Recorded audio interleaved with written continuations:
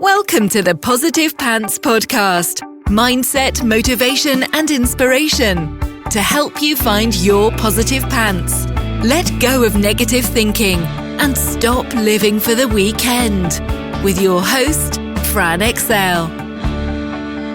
Welcome to the show. As always, it's Fran Excel, Mindset Coach, helping you find your very own pair of positive pants so you can get out of your own way and live a life that you love. So, let's talk about stress, baby. Stress is, first of all, a huge subject. So this is keeping it concise for now. I can always add anything else in that you need. Stress is something that can catch us all at one point or another, no matter what the job, business, industry, life situation, whatever it is.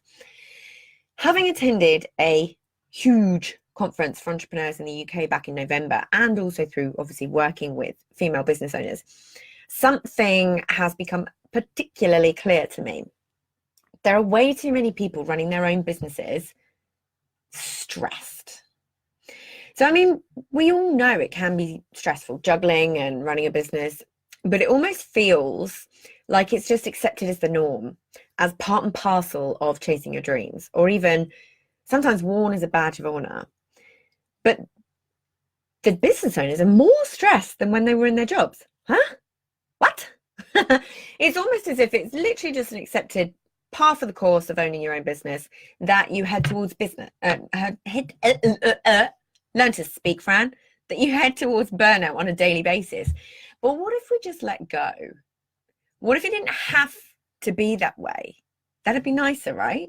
Perhaps even more fun. So in previous posts and previous episodes, I've talked a lot about things that can contribute. Overwhelm, procrastination, perfectionism, lack of certainty, to name but a few.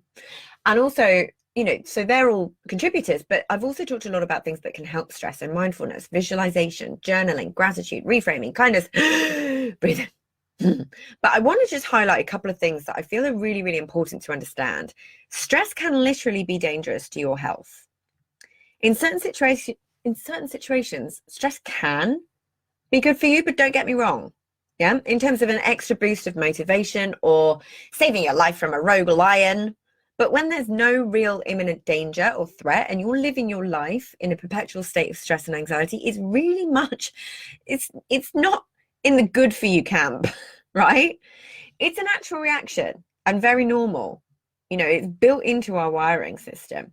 But what we want is to be able to limit it and not let it get out of control. And as I often say, you can't control your first reaction, but you can control your second.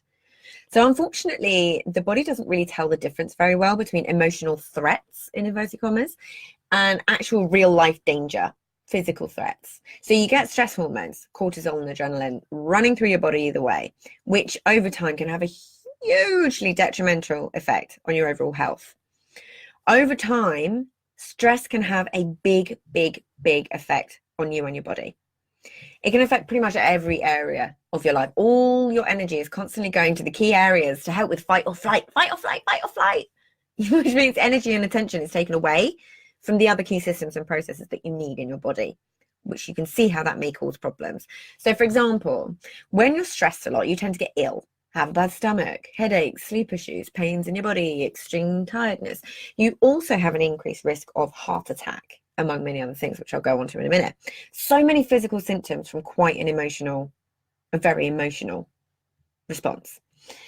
Other effects of stress on the body: heart disease, high blood pressure, proper physical aches and pains. I struggled for months and months and months with pain in my back. I had scans, I had cortisol injections, all sorts of things, and nothing worked because it was linked to stress.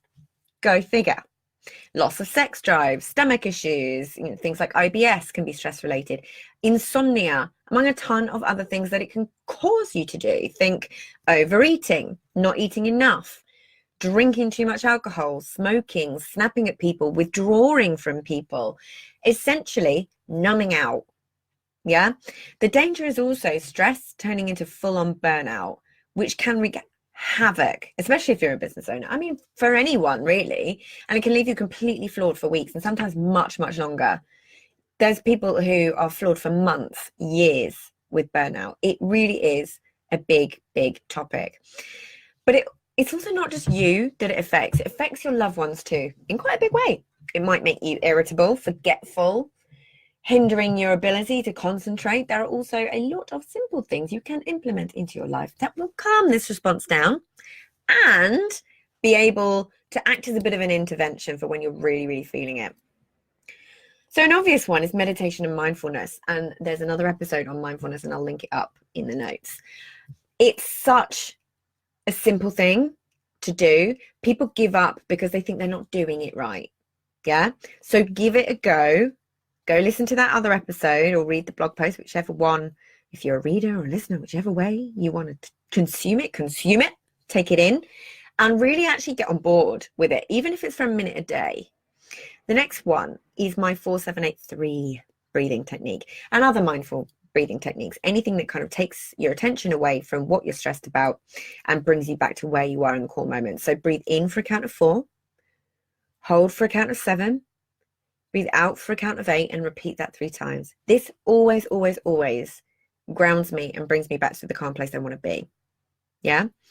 So the next thing you can do is get out of overwhelm. If it's overwhelm that's causing you to be stressed, with my scary brain dump to-do list, which is a genius little tool, which never fails to work, and also outsource anything that's not in your zone of genius. So we'll link that up as well. Self-care. Fudge's sake, look after yourself. It really is something that we all tend to put to the bottom of our to-do list. And that needs to stop. You keep seeing it, you keep reading about it, just do it. It's time. Even if it's half an hour, whatever you can do, even if it's just 3 minutes to meditate, that counts. You've got to look after yourself first and foremost. Yeah. Next one.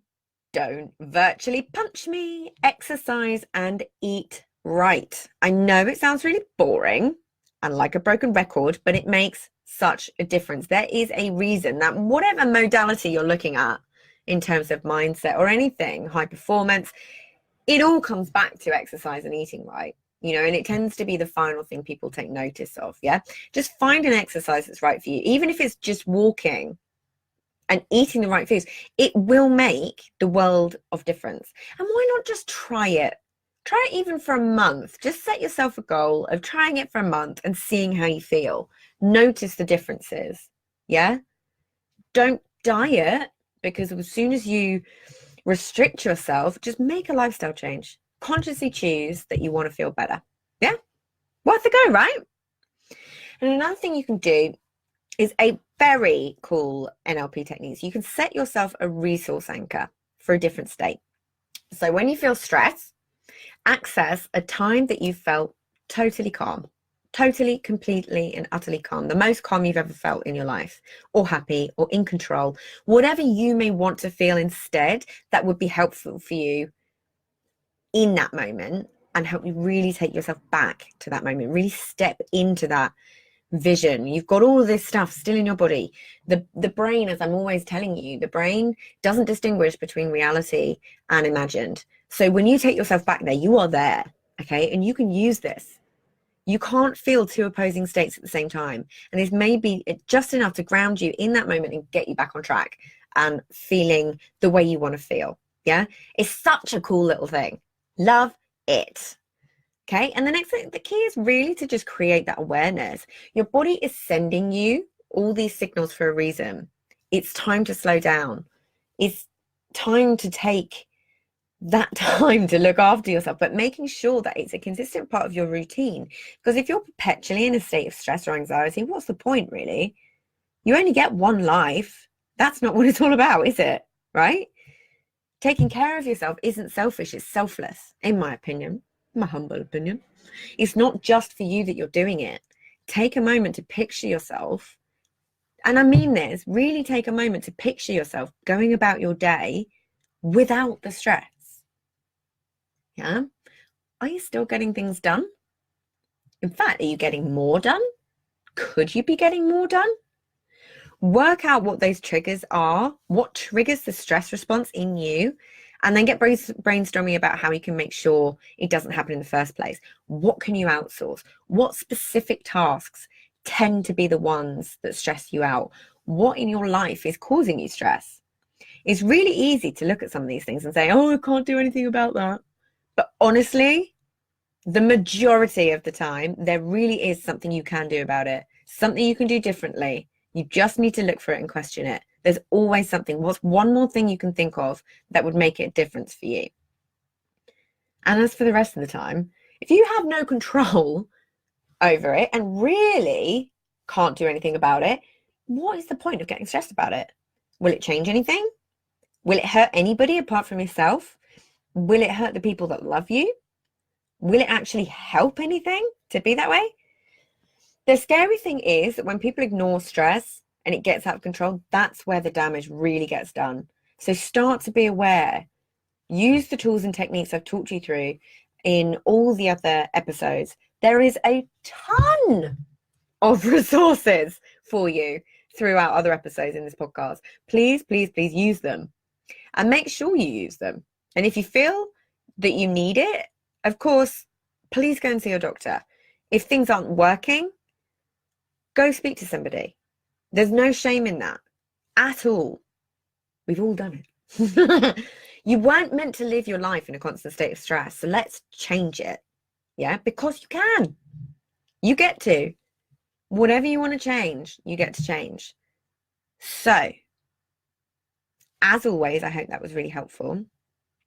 And as always, I will see you next week. Bye.